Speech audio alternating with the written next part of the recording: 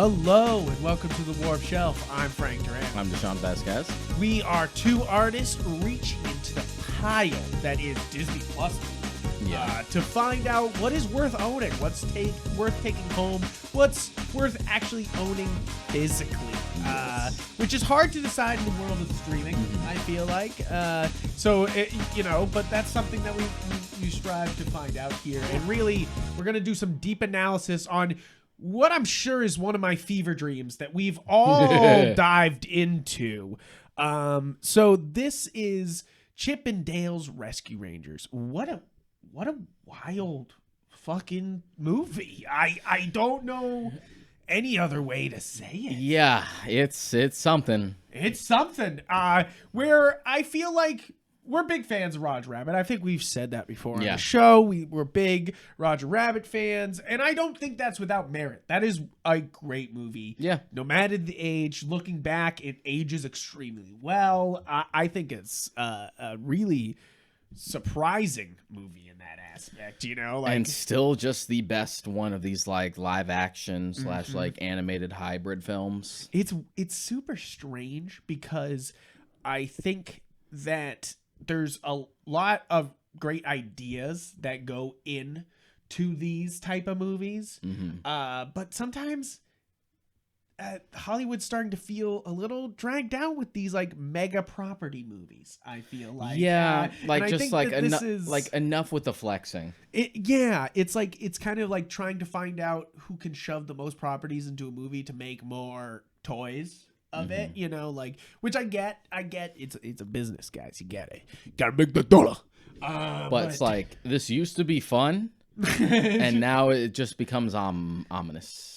I think a lot of it that stems from the cheapening of it that's gone on in a lot of movies. Like, I think the cheapest of it is obviously the newest Space Jam. That is one of the ones where you're just like, why did we make this like a mega property movie?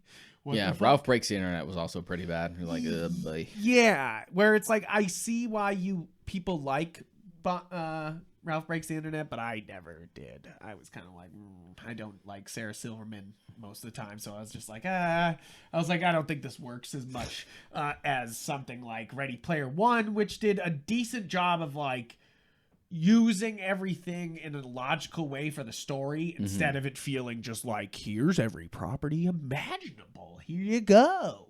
Here's everything. But what I think is interesting about this movie is that in a lot of these multi-property movies, I don't know how to pronounce it any other way, like multi-property, like conglomerate movies, like Ready Player One, Wreck-It Ralph, the Space Jam, so many. It's a lot recently. It seems like a lot where it's all coming together at the same time. But they usually adapt a character to fit the art style of the movie. Yeah.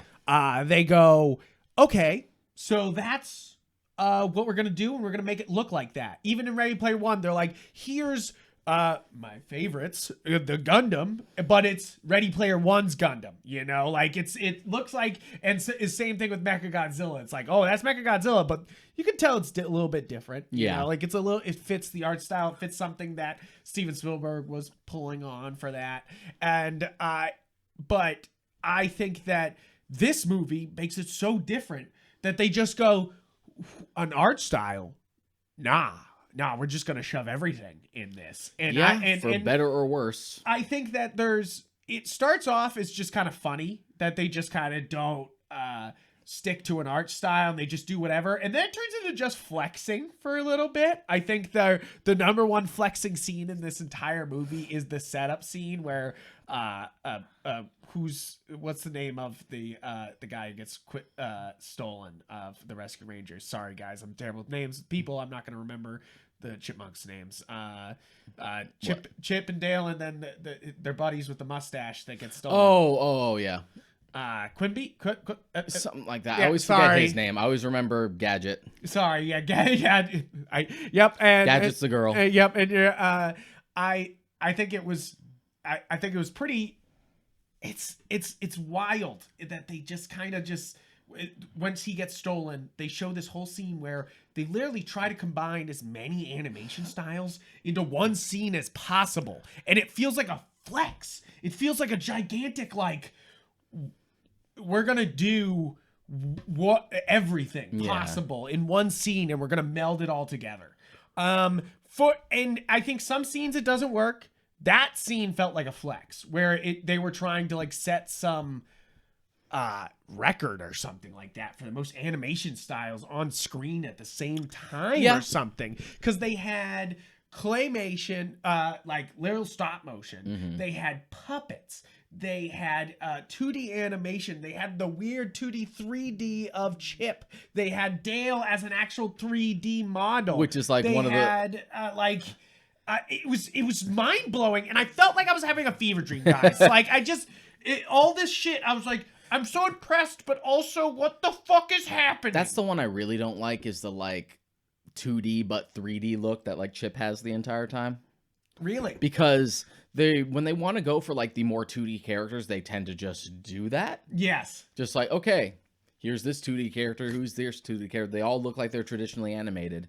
But then with some of the other characters like Chip, they want to sort of have both, or they're like clearly a 3D model, but they look 2D, and I just don't think it looks good. It's one of those things that it happens sometimes in cheap anime. I feel like they try to like 3D them a little bit, and you're just like, what?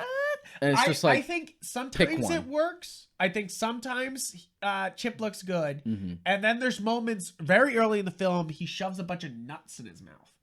And the way it comes out of his mouth it looks like 2001 graphics or something. I was so confused. He looks like something I would see in like a Chip and Dale PS3 game. Yeah, he almost looked like he walked out of the Kingdom Hearts games, is what I was thinking halfway through. Just like a little more cell shaded, but like it stepped out of a video game. Yes, where they were like, we need a 3D model. Whenever they do like whenever they do like a video game adaptation of what's like a 2D animated property, like the Simpsons game and stuff like that, where like now we have to translate them into 3D models, and that's what it tends to look like. I think it's kind of it's impressive at moments, but then there's moments where you're like, well, that just doesn't look good, you know, like, which is where this movie can't reach that same caliber as Roger Rabbit. Is that Roger Rabbit looks, one aspect it can't. Yeah, I mean, yeah, but Roger Rabbit looks clean the entire time, you know, like even in scenes that you can be like, oh, well, that didn't age well graphics wise, you're like, but it still looked good, you know, like it's still not bad. It's just, you know, sometimes there's better ways to do it now, but you know, like you're like still like, oh, okay, that looked good. It worked in the style. This here kind of spits in the face of picking a style, and I don't know if it's not a bad thing. It's just all over the place. Yeah.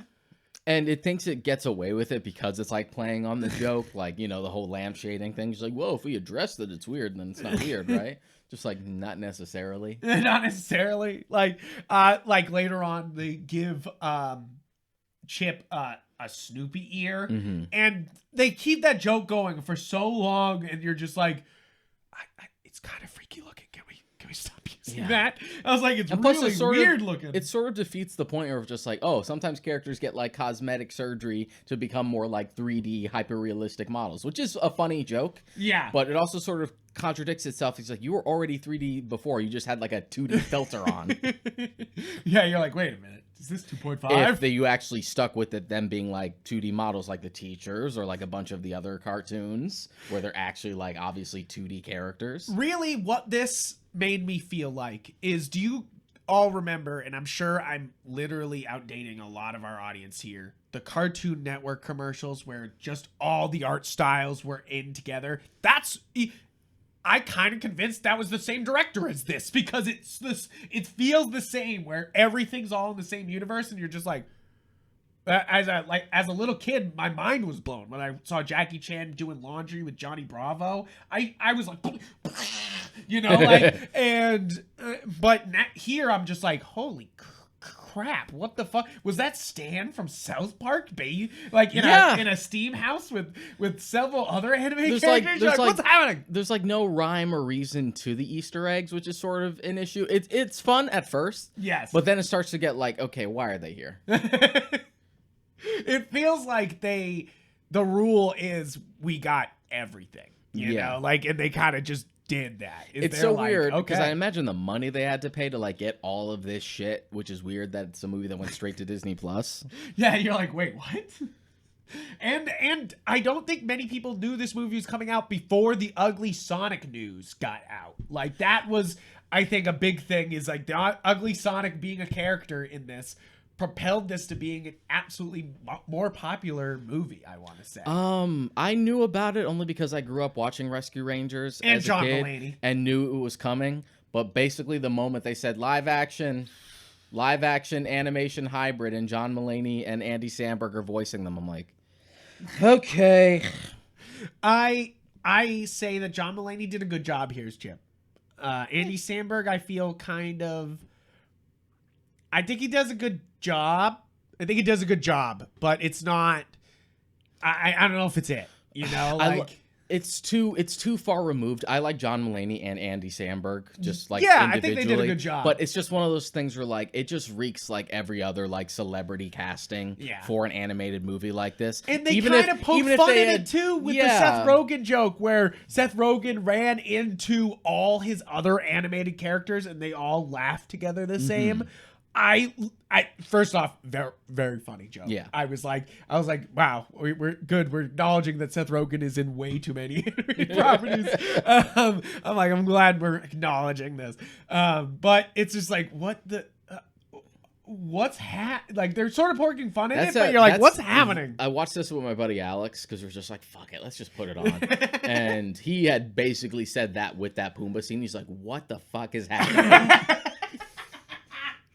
I know. I felt like that moment also felt like it had jumped out of a Sausage Party. It like had jumped out of like it's Seth Rogen animated movie. It like came out of nowhere. It felt like where it was like I'm watching sort of a kids movie. You're like not really though, and then you're like nope, definitely not. Like you're like what's happening? Because I feel like this is going to be. It's going to be cool for kids to watch, I feel like, because it's all these characters run together. Like I said about the Cartoon Network thing, where I feel like this will blow kids' minds. You'll just sit there being like, holy shit, like, this is so many things, you know? Like, and you're just like, but... Like, it's definitely one of those movies I would like more as a kid and then grow up and realize, like, its issues. In the same way I did for, like, Space Jam and Back in Action. You're just like... Where the plot's kind of light, and then you go back, and then you just go back to Roger Rabbit again. You're just like, okay, this still holds up. But I will say, I kind of like that it just kind of gets to it. Yeah, I would say so. I would say that's one of the things I give this movie credit for is that it goes from being like, oh, is this gonna just meander around stuff, you know? And then they're like, nope, we're doing Chip and Dale, this is such a weird plot explanation. Chip and Dale, the real life Chip and Dale, quote unquote, actually act as rescue rangers to rescue their friends from a bootlegging service that is turning cartoons into bootlegs. Yeah. Which I know Roger Rabbit is just as bonkers of a fucking plot to try to fucking explain. But this movie is also, I like that it just kind of gets to it though. It's just like, you're just like, all right, cool, good. You know, because it doesn't really waste much of its 90-minute runtime. I do think that. It's like very like, here you go. Yeah, you know, I would say so. It definitely has its fun constantly where it's just like, we're going to do something else weird. Here's another thing. Here's another weird reference. Like, and I think that it's kind of a weird baby is really what this movie is, where it's trying to be as edgy as Roger Rabbit. It's trying to be as relevant as like a South Park in a way. Like it's trying to be as self-aware as any Josh Whedon property or even these weird it kind of I think of what was that show on Adult Swim where it was all the superheroes living in the house together and they were just so dirty and like fucked each other up and fucked each other. I remember what you're talking about. I forget. That was fucked up. But like they had such no self-aware like parody thing going on. Wasn't it Drawn Together? Yes, thank you. Okay. Thank you. Fuck yeah. What a great reference. Bringing up Drawn Together on the episode of Chip and Dale. But it's very similar where like everything kind of counted in that universe and you're just like, what the fuck is going on? And that's kind of what this is here, is like every little art style thing that ever existed or was thought up in a brain is here in this universe. And you're like, oh, for better or worse. And for worse, for adult Peter Pan, that was a new level of cringy, horrifying hero I've ever seen in my life. And also, it's kind of fucked up because I know what they're pulling inspiration for that for. What? That's literally based on Bobby Driscoll, the actor who voiced Peter Pan in that original movie. Really? Who literally aged out of most of his Disney roles and then became a washed-out drug addict. Oh my god. And then later died penniless. Terrible. So it's just like, on the one hand, I sort of admire the balls that you're making fun of that, and like my morbid sense of humor side of me that's just like, that's fucking funny. But at the same time, jeez, the fuck? You're like, this is on Disney Plus, guys. Like, what the fuck? You're like, holy shit. Kids are just walking into this because the cover is like, it just looks like another episode of Chip and Dale. But me and Mary were 20 minutes into it, and she was like, this is a really well animated show. And I was like, it's not a show, it's a movie. And she was like, oh my god. and you know, it moved pretty well, so it's like it didn't feel like, you know, like she didn't feel like, you know, like it, which is better. I think this would have been a weird show, so I'm glad it was just like movie, let's go. It just sort of like wrestles with itself the entire time because it wants to be meta and it wants to be sort of irreverent, but it's also not as clever as it thinks it is. Yeah. And it still falls into the exact same like sort of easy traps that a lot of these movies do. And it's just sort of like hampered by being like, well, we still got to be marketable. We're going to be meta, but we're afraid to be genuine. And I think it's also just sort of weird. Yeah. It's like, it's sort of bonkers. It's like, it feels like very cocaine driven. I know that sounds weird, but it just feels like somebody was like, what if we did a shit ton of cartoons all in the same different styles and run together? You know, just like, and it's just like, what about gonna stop a bootleg operation? And it's like, what about the Rescue Rangers and Chip and Dale specifically like lent itself to this sort of story, other than the fact that like the property hasn't really been active in a while, right? It sort of felt like this was a script for something else, and then they were like, oh, but we'll just... Chip and Dale? They were like, throw it on Chip and Dale, though. Which is ironic because Chip and Dale originally was supposed to be a different thing. Yeah. Because they also have an animated show called Park Life, which is just like a kid's show of Chip and Dale that came out last year. So it's not like Chip and Dale has been starving for content. It's in the public eye. People know. Rescue Rangers... These kids know who Chip and Dale is. Rescue Rangers was originally supposed to be a rescuer show. Yeah. Which tracks. But it had been so long since that original movie, and they were already gearing up for Rescuers Down Under, which is a much better movie. So they decided to like just make it something else, and they decided, what are we doing with Chip and Dale? Fuck it.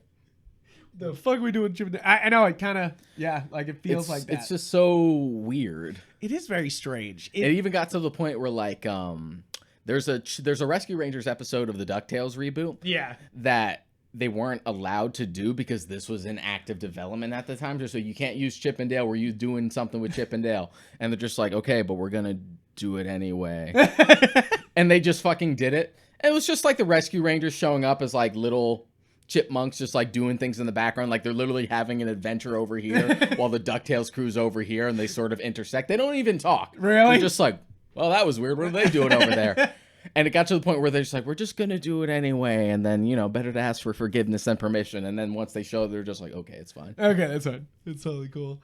I mean, yeah, this is a strange one because I feel like I laughed a lot, but I was mostly staring at the screen in confusion most of the time and fever dream. I was just like, I went into it expecting not to like it, not actively like, I'm gonna go in and hate watch this.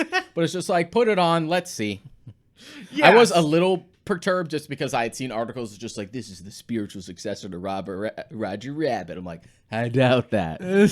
But let's put it on. It sort of is in more than a lot of these other like animated and real life movies have been. Sure. You know, like I would say that this the closest we've ever been to being like almost Roger Rabbit, you know, like, but it's not. I would say it's trying to emulate Roger Rabbit because you have the word successor in there. Even Roger Rabbit's in the fucking in the movie, and we were watching the first 10 minutes while we were getting ready to set up the lights and things earlier, and I said to Deshaun, that's the moment I knew this movie was going to be even more bonkers than Roger Rabbit, is because they were like, we acknowledge Roger Rabbit, we acknowledge that exists. This is going to be even crazier than that. And you're just like, I didn't need crazier than Roger Rabbit. Yeah. You know, like I didn't need this much ampage. And they amp it. They amp it.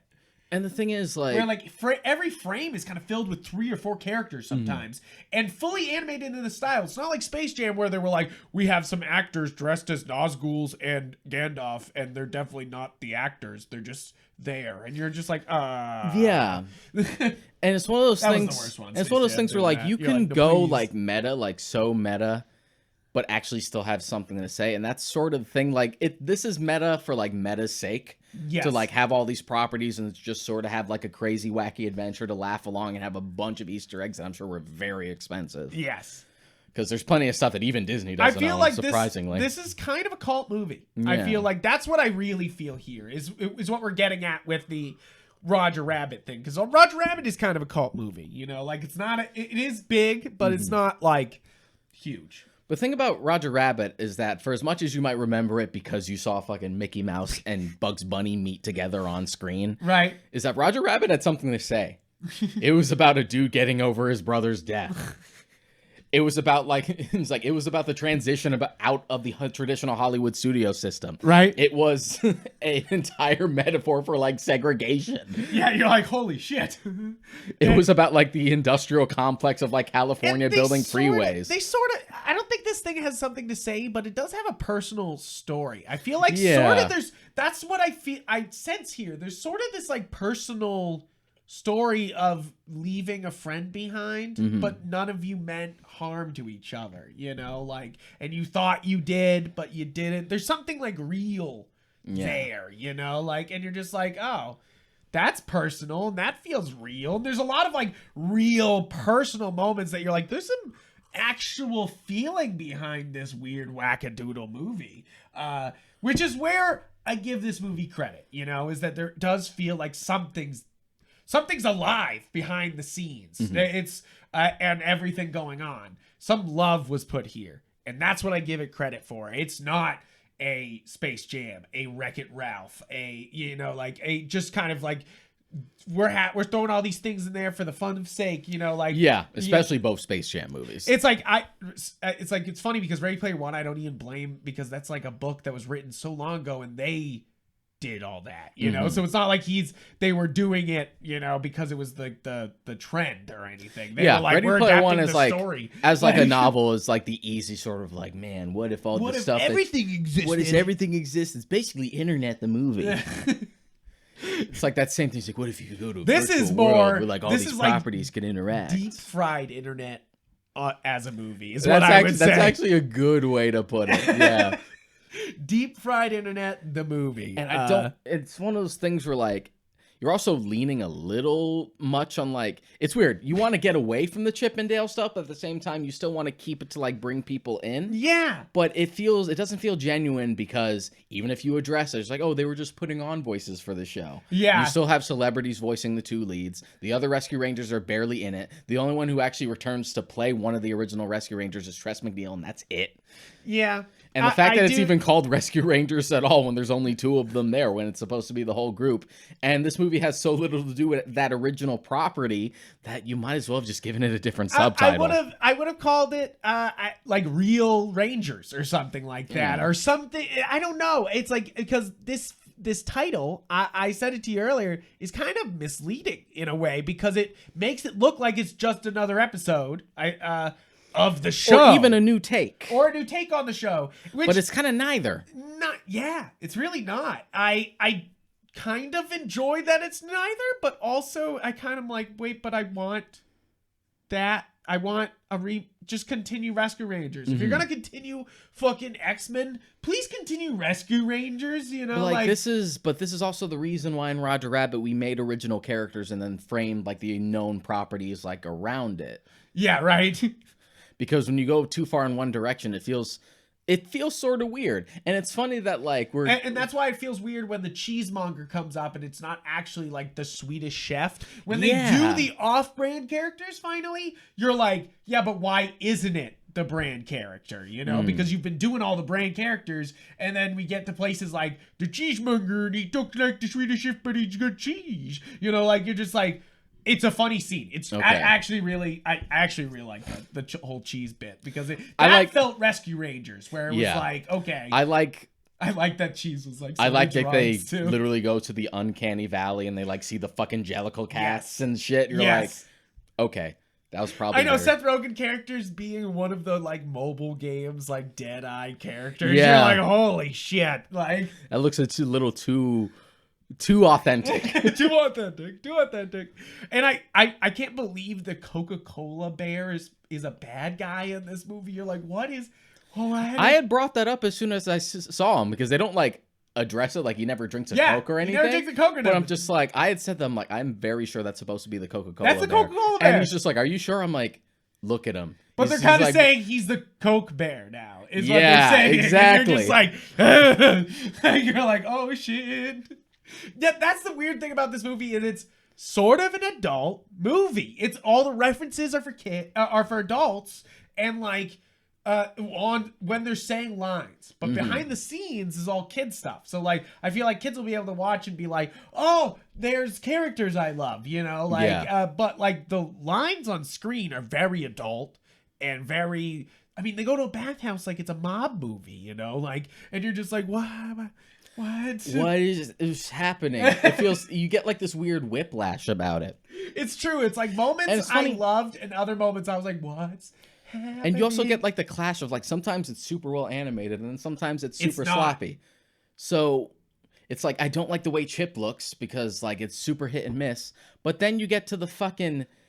Then you get to like the police captain, voiced by J.K. Simmons. I love J.K. Simmons. It's so well animated. With like the claymation, and that looks so good the entire time. It looks incredible. I love when he shaves off a fingerprint off his hand after he takes the impression of it, and then shaves it off. Or even that like, even like that big fight that he has with Kiki Lane's character. Yes, that was great. So that was just like, that looks so good. Just like, how does this look so good, but we just can't make Chip look and too Dale gay. Look good. Yeah, you know, like, because like even the 3D updated Dale, it's like, it's almost offensive next to the other one. That's the thing, is they went two very extremes, and that's what I think doesn't play there. And that's the thing, they don't really care if you care. Yeah, if they're kind of like, oh, you don't think that looks right? Too bad. There's gonna be a puppet that comes up, a paper mache thing in this scene. I love that they were also doing a tiny house set that she comes into later on, you know, like so many different mediums being slammed into each other that made me really impressed with this movie. I don't want you guys to not think that, even though we're kind of like shitting on it a little bit, like I was impressed to hell about this movie. Was it good looking all the time? No, but there's moments where you're like, that was the most incredible shot I've seen in a while. You're like, what was that? So it's like, where's the consistency? Yes, that's really it. Where's the consistency? And it's also like, I get that you want to have your world building, where like these sort of like has-been cartoons will sometimes just get cosmetic surgery to make themselves 3D, which is funny. And you address that, like, look at Baloo. He was a has-been, but then the Jungle Book remake came out. Look, he's back on top. But then you have Lumiere over here, who still looks like he's from the original Beauty and the Beast, but that got a remake too. So why isn't he 3D? Yeah, so like you're already contradicting what few rules you have. There is no rules in this movie, and I think they're doing it on purpose. Obviously, being like, fuck the rules, you know, like, and that's what makes this. I'm thinking it's gonna be kind of divisive for people, because they'll be like, oh, well, some people will be like, wow, I loved it, all the art styles slammed together, and then other people will be like, my eyes. Yeah, other people are just like, it's fucking zany and weird, and I haven't had like this sort of thing go for like sort of a Roger Rabbit thing in a while. And then you'll have others just like, what the fuck does this have to do with the Rescue Rangers?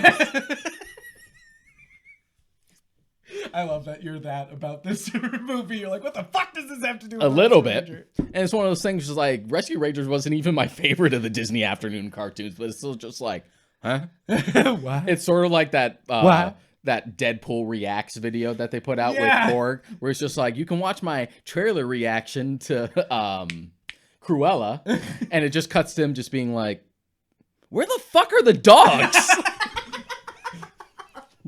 I love that one. I was losing it about that. Oh god, where the fuck are the dogs?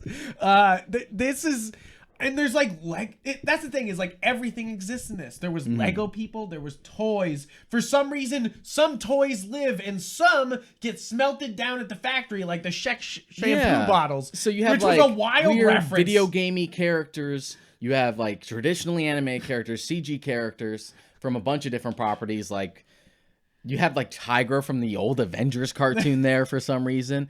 You have Ugly Sonic, which is a whole fucking can of worms. So yes, let's do it. Let's talk about fucking Ugly Sonic, because we kind of touched on it being like, why is this? It just kept being a joke. They brought up Ugly Sonic 3 times in this movie. I thought it was just gonna be like, haha, we did Ugly Sonic in the first 10 minutes, you know, like, and I was like, haha, it's so wild, you know, like, you guys even have the model sitting around somewhere, you know, like, you're like, please don't.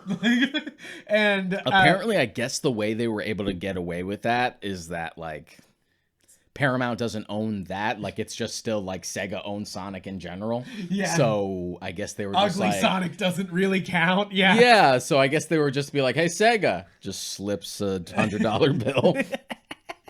But that's really it. Is that like, this is like, they really think, I mean, it's wild that it's the problem for me is that you pushed Ugly Sonic from being like this shame that happened to being now a major part of a movie.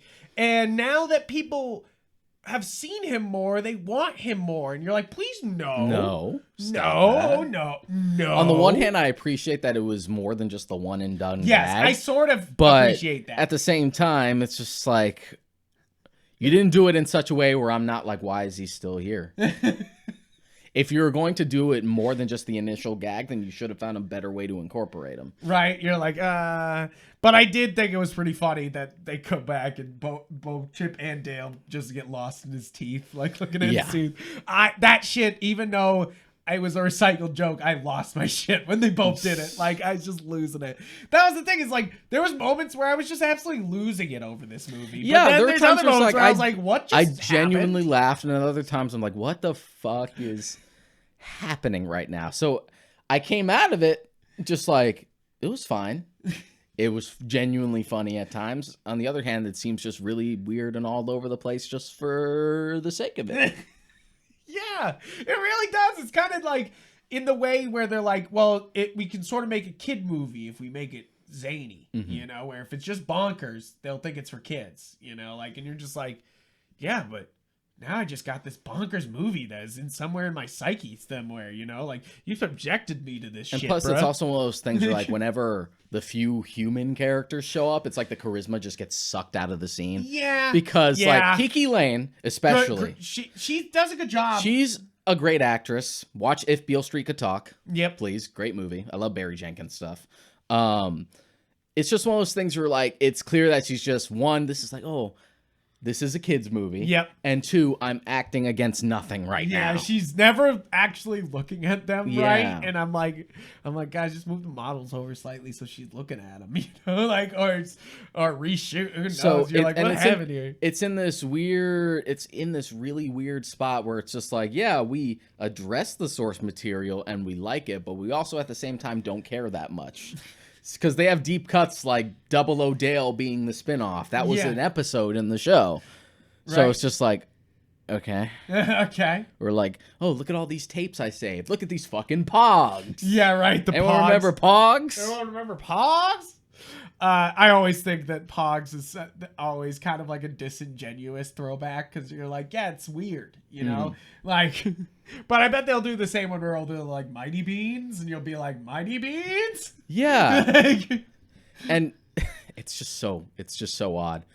Like It's at sometimes super strange. genuinely funny, but then it just really wants to be disturbing for the sake of it. It's just like, look how fucking funny this is. Look, we did Ugly Sonic. Look, we confirmed that Gadget and Zipper fucked and had children. I know. You're like, I was what? like, that was one of those parts that I was like, but why? Monterey Jack, by the way. Monterey It like just Jack, came to thank me. you. I'm like, it was so obvious. Thank you. It's like it's kind of a wild writers in here, you know. It's just kind of crazy shit that you're just like, what? It's so funny because when they were bringing up like, oh, we got to get these things back to Pete, like my buddy Alex was just like, I wonder if they're talking about just like Disney's Pete. So when we saw old, disheveled, schlubby Peter Pan voiced by Will Arnett, we were like, what? That's what I think, is that like there's moments in here where you're like, wow, what great animation, and then there's moments you're like, do you think God stays up in his in heaven because he's afraid of what he's Oh, created? Spy Kids 2. You're just like, because it's like literally human horrors beyond your comprehension sometimes. At moments, you're like, And that's oh also my another God. inconsistency because you have like Peter Pan also has like this stupid like 2D, 3D Yes. thing, but then you see flashbacks of him like as a teenager, which was a funny gag. Where Yes, it's like right. he's too old, he's growing a mustache, and he's got pimples, but that's still just traditionally animated. Yep, you're like, So you're just like, which is which? do you get older and become more 3D? What's going Is that on? is that how it works? Is that how it works? It's just like it is a what there's no other way to describe it. You gotta kind of watch it yourself to see how wild this fucking movie That's is. pretty much like how it's going to be received by anyone who watches it. You're gonna be like, oh, that was fucking wild. I liked it. That was fucking wild. I'm not into that. Yeah, exactly. So it really depends on the person. I came out of it just very like middle of the road. Yes, I agree. Is that I think it obviously has pacing problems. Yeah. It has pacing problems. Other than if you forgive all the animation, if you're like, wow, animation, all those animation styles, cool. Like if you're like, I'm okay with that. There's still some really weird pacing issues going on here, and I do kind of enjoy that, like, even though they broke like the real human story going on there of them breaking up and then like holding it against each other, you know, like, and you know, like it's like that I felt like was actually a real good buddy cop thing, you know, where it's like a lot of buddy cop movies like this, it's too cliche, and here it worked. I think it worked well here, and I was Which like, says a lot okay. for you because you hate the buddy I cop hate buddy cop subgenre. movies. I do hate it. I mean, you know, there's Lethal Weapons, but then there's lots of really bad ones, and you're just Yeah. like, there's Midnight Specials, and then there's that, you know, like this, and you're like,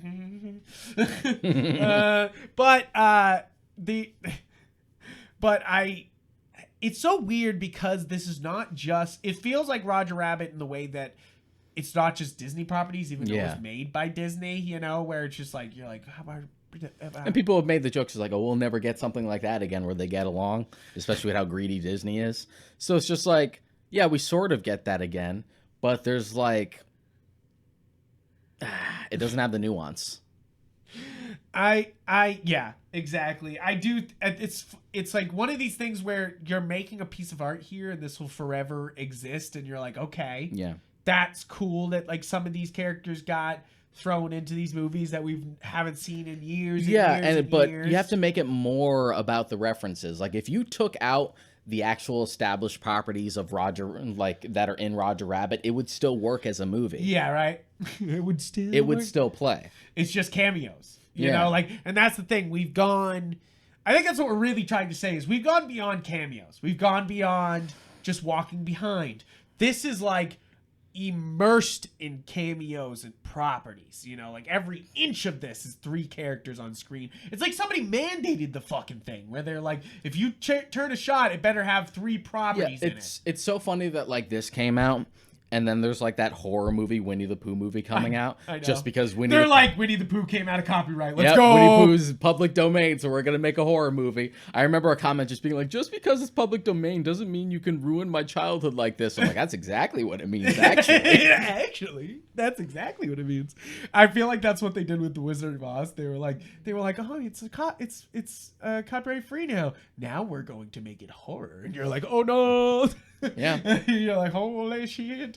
And I think that's it's so funny when things fall out of copyright because that it just goes to the wolves suddenly, and you're like, you think that's weird? Wait till fucking Mickey Mouse is due in 2024. We got 2 years. 2 years for the weirdest shit we've ever seen comes before out. Disney, unless Disney decides to fuck around again, and just be like, let's extend the copyright laws even further because they've done it twice already. You're just like, oh. Let's see if you guys fuck around or if you're gonna have to give up the mouse. And I think one of the most horrifying things in this entire movie is one of the like combining of all the properties is when old Petey there gets transformed and he becomes an amalgamation of, and this is on IMDb, Transformers, Toy Story, Wreck-It Ralph, and a Fat Cat Face, one of the main villains from Rescue Rangers, which I did like that we were like, okay, we're back to like a classic Rescue Ranger ending, sort of, in a way. Yeah. I was like, oh, okay, sure, and you know, like because they're doing it for real in the real universe, you know, they're doing Rescue Rangers for real. You're like, what the fuck is happening? That was disturbing. Was 3D Girl really disturbing to you too? The 3D reporter girl that popped in, that disturbed the shit out of me. Yeah, that was where weird. she was like 3D reporting coming at you live. She comes at the screen and I was like, Jesus Christ! Fuck away from me. I was like, that's too close. Bad touch. But the crazy beast final boss at the end here. It's cool that it's got a Rescue Ranger face, but all the other body parts is so frightening. Yeah, and there's something. Like, what's happening? There is something funny about like the bootlegging process where you have like these fucking different hairstyles. Like we scalped all these cartoons. Yeah, you're like, oh my god. It's just like, okay. Oh hey, that's Sora's hair. That's really fucking funny. Yeah, they like. It's super funny because they were like, so what's more disturbing than melting like cartoons down like in Roger Rabbit? It's which like they were trying to amp it up. Which they also reference because like when Petey opens like his torture pack, one of them is a bottle of dip. Yeah. So you're just like, okay. Okay, so it exists. You're like, of course it does, because Roger Rabbit's here. You're like, I guess. You're like. So does that mean it would work in the real world because it was established in a movie that exists in the it's the Austin Powers 2 thing. And oh no, I've gone cross-eyed. Oh no. This is one of those movies where I already said in the last review that we'd have to break out the Mickey Mouse voice because he's like, ho ho, I own them all. Ho ho, you're all mine now. It's so funny that like fucking Randy Marsh is in this. I know, right? You're like, in what? like the fucking sauna. Because if you want to talk about a company that loves taking pot shots at Disney, it's fucking South Park. Yeah, you're like, okay.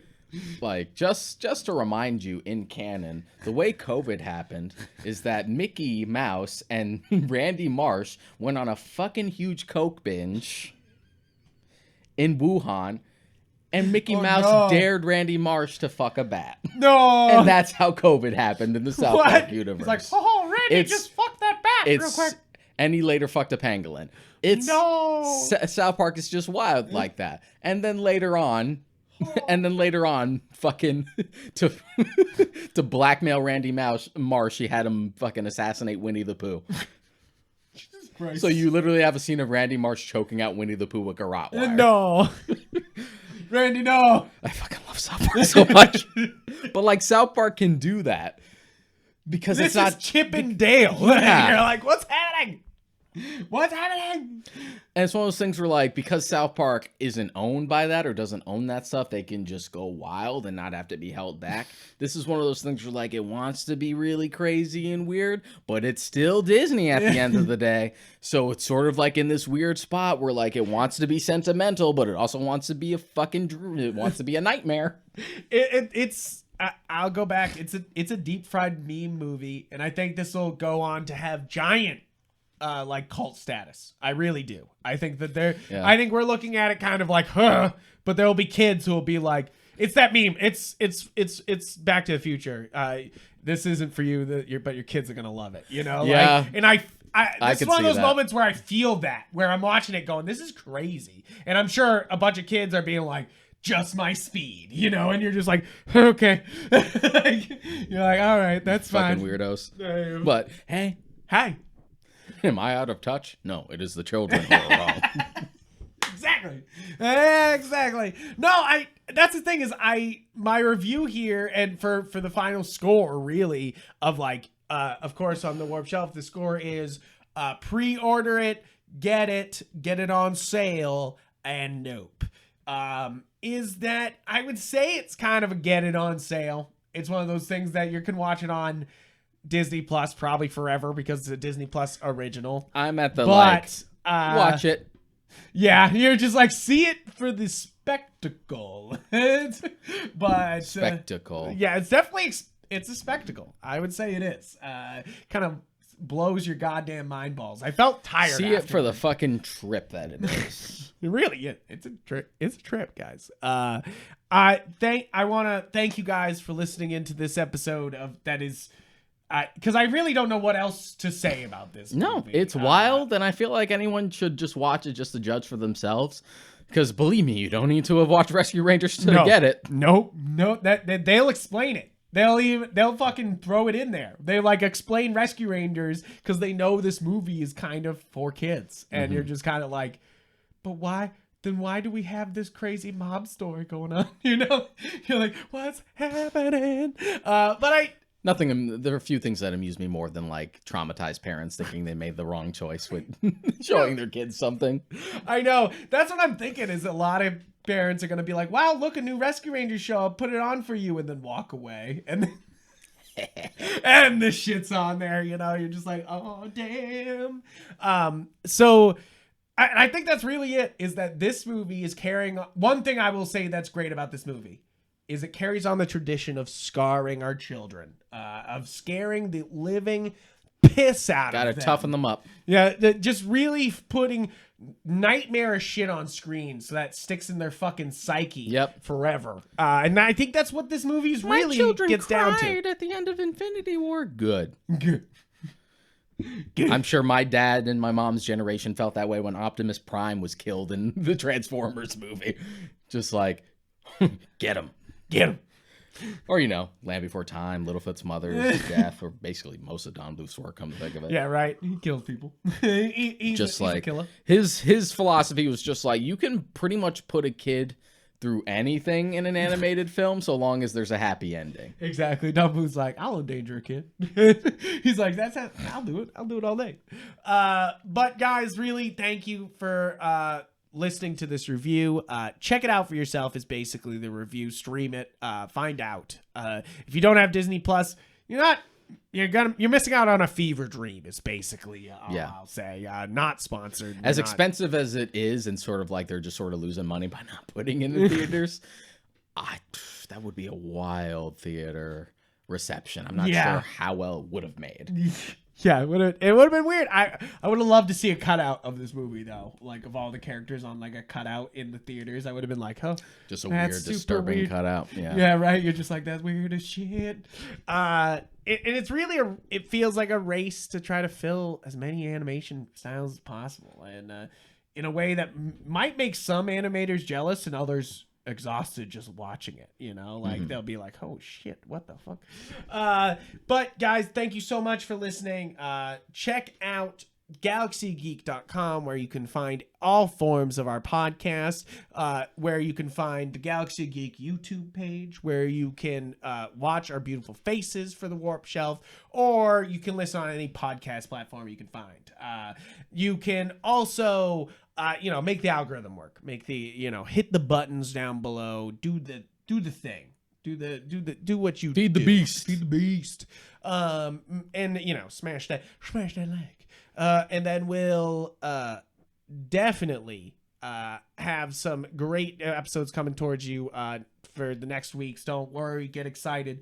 We're gonna be we have a cut. I don't think that will Obi-Wan be done by that time. No, it should not be. No. But that is it down the pipeline. Do not worry, guys. We watched the first episode today together, and it was quite the I'm enjoying it already. So so I'm excited to talk about that.